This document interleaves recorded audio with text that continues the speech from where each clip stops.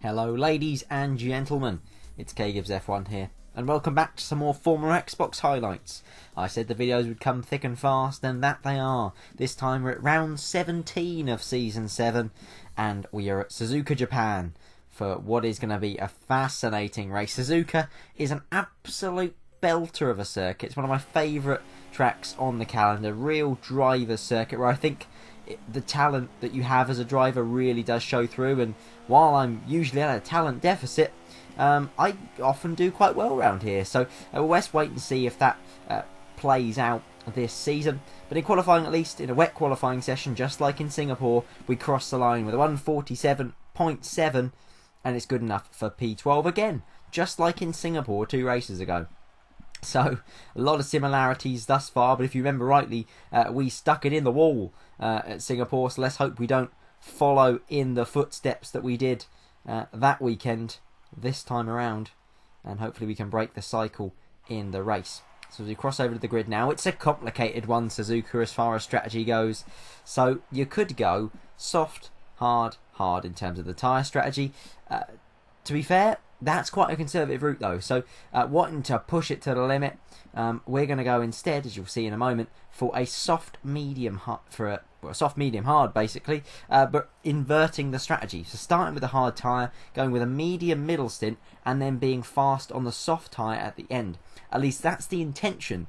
Now you've got to hope in that scenario that you don't have any skirmishes or scuffles along the way that cause you to make unscheduled pit stops. But in an ideal scenario, if we can play the race that we want to play, then that is what is going to be our strategy for today. So it's going to be a dry race as well, so no rain intervening here.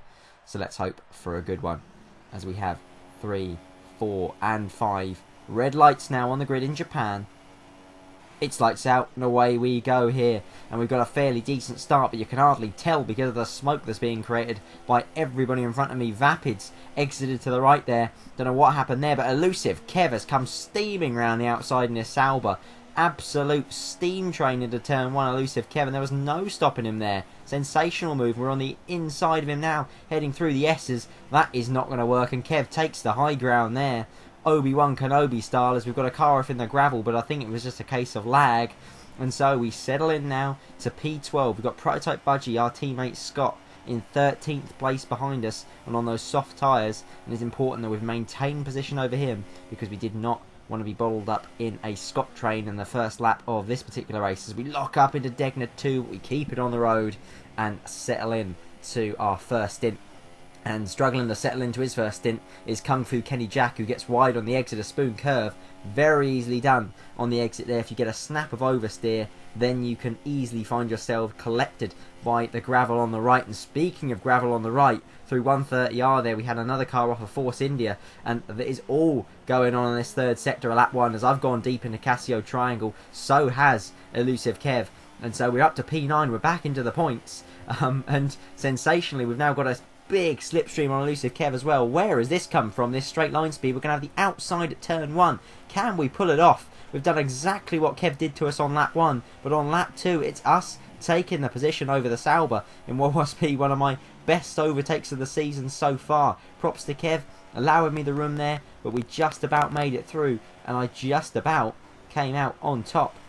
So P8 now on these hard tyres, and this first stint, which was all going to be about just trying to maintain a half decent pace and give myself a shot on those soft compound tyres at the end of the race, is going rather well at the moment. But here comes Kung Fu Kenny Jack in the manner, looking to displace me into 130R. We've seen cars off already here, and as a result I'm not going to fight that too hard. We back out of it, we live to fight another day, and we just do not want to be having any collisions in this race. As I said, keeping on this strategy is key. We do not want to have any skirmishes that cause us to go for an alternate strategy, and we just want to maintain a decent pace in this opening stint and try and keep some track position. But that's going to prove difficult with Elusive Kev looking to return the compliment from a lap previous. He's trying exactly what I did a lap before. He hasn't quite got the move done at turn 1 this time. We're going to cover him off through 2. We can't quite run him out of road though, because he's got a wheel alongside us and heading through the S's now. It's side by side yet again with Elusive Kev, who just tags my side pod there and goes off into the gravel. It's collected him, scooped his Sauber up, and that is drastic midget up to P10, and that's Elusive Kev facing backwards and facing a pretty difficult lap 3, to say the least. So we live to fight another day ourselves on the hard compound tyre, and in P5 now, after a lot of the early runners have made their pit stops, moving from either the soft or the medium tyre onto potentially a hard tyre. That is the mandatory tyre here as well, so it's a lot of people will try and get that one out of the way either in the first stint like we are, or the second stint. But here we go, boxing now, 22 mechanics waiting for me as they put on the medium compound tyre, and away we go. Lap 13, our optimal tyre stop window as well, to box, get onto the mediums, and we're looking good at the moment to pull off this strategy as we drop now into P9 coming out of the pits, as you can see. So we've got a good bit of track position here. Now it's time to get the hammer down and see what we can do. Now I've skipped all the way to the end of this second stint because absolutely nothing happened. It was just me basically performing a time trial exercise to try and get as good a lap times as I could, and it was critical these final few laps because Kung Fu Kenny Jack has emerged as the big contender to me in this race. It's a battle really over P8, I think, at this point, and he is pitted before I have, and so he could potentially get an undercut on us. So we box now, going onto the soft compound tyres for the final 7 laps of this race, or 5 laps of this race. I don't know where I got 7 from. We'll carry on regardless. I can't count, but as you can see on the dot on the map now is coming through the last corner. Are we going to beat Kung Fu Kenny Jack's manner out of the pit lane? That is the question. This is what is going to decide who gets P8 over who. And yes, as you can see, Kung Fu Kenny Jack emerges now as we emerge from the pit lane, and we are ahead of the manor. Now it's elusive Kev up the road in P8 at the moment. He's tried a one-stop strategy. Very, very audacious stuff indeed from Kev, and he's nearly pulled it off. But as you can see, lap 24, he's really beginning to struggle. Bit of oversteer out of Dunlop, as do we, but not quite as drastically. And we're closing in on the Sauber now as we head through Degner 1 into Degner 2, closing on him all the time. And you'd imagine with our tyre advantage being on a softer compound and with tyres that are much, much younger than Kev's, we should be able to get this move done nice and easily. Kung Fu Kenny Jack, despite him showing usually much better pace than we do, is not on our radar at the moment. So we've not got too much pressure from behind and no need at all to rush this. So going into Spoon Curve, I have a look on the inside, but too risky to try it into there. You can see Kev squirming around, just struggling for grip on those tyres. He gets a little bit of oversteer out of Spoon Curve, and that is enough to send him in the gravel. And that is enough to guarantee us P8 in this race. So lap 24 of 27, and it is job done. We're into P8, and now it's just a case of building as much of a margin over the 2 guys behind as we can.